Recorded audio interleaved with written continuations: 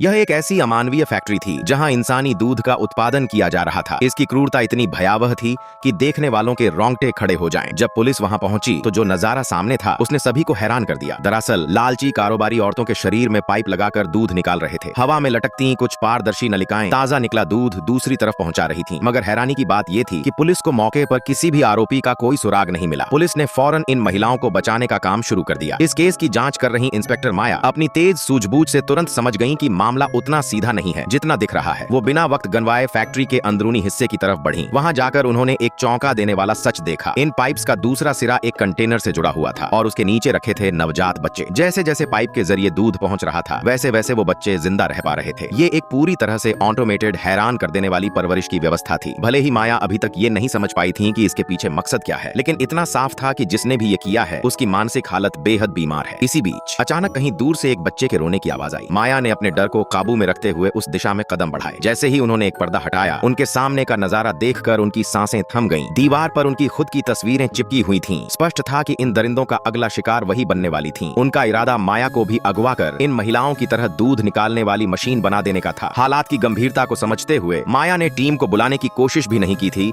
कि तभी एक तेज धार वाली चाकू चुपके से उनकी गर्दन की तरफ बढ़ने लगा। माया के दिमाग में उसी वक्त एक फ्लैशबैक आया। कैसे उन्होंने सालों तक महिलाओं को तस्करी से बचाया था। शायद यही वजह थी कि अब ये तस्कर उनके पीछे पड़ गए थे। मगर माया कोई आसान शिकार नहीं थी। उन्होंने पल भर में ही पलटवार किया। कमर से पिस्टल निकालते हुए उन्होंने निशाना साधा और गोलियां तस्कर के सीने में उतार दी। और यही अंजाम होता है ऐसे दरिंदों का जो औरतों की जिंदगी का है।